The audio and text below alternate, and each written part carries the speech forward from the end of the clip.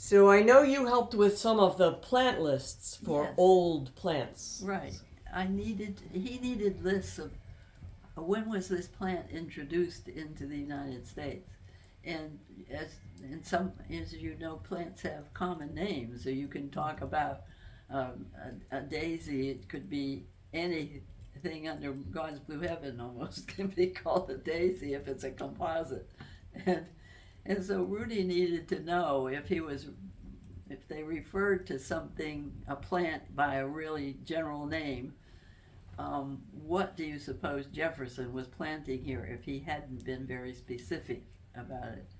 And so he needed to know, and so he set me the task of doing some research for him to go to horticultural libraries where there were collections of old and early books and see if I could find out when plants were introduced into this country and where they had great collections of nursery catalogs and things like that. So I did that. I took the children had three little kids that I took with me, and we went from library to library. And I have to say the kids were absolutely wonderful. They brought their crayons and their pencils and their paper, and they kept themselves busy, and they very quickly discovered where children's books were in the library.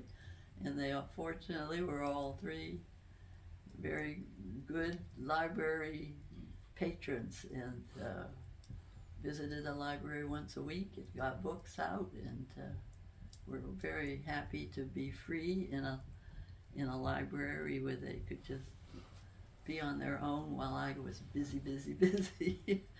And yes, it worked out very well. I had a good time, and as a result of that, Rudy and I were able to write a book together that has to do with plants. Is that For Every House a Garden? Yep. Yeah. We wrote For Every House a Garden. And it has to do with making sure that anyone could have a garden that suited the house. time period of the house. The house.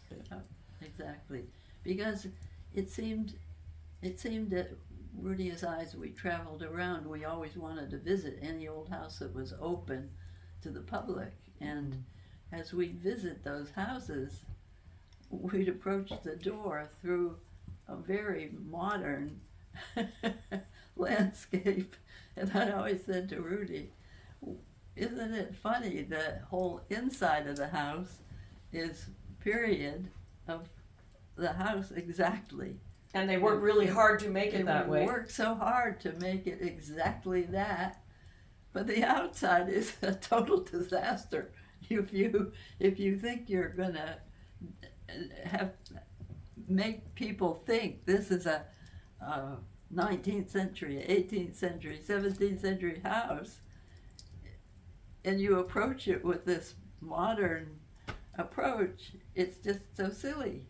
It seems to me. I think if you're going to do it, make the landscape, start it, and, right. And tell you, up the walk is the way it was. And the walkway itself, and the fencing, and all of that should tell you that you are now approaching an old house of this period, and so you know what it looked like to the old timers that built that house and lived in it, and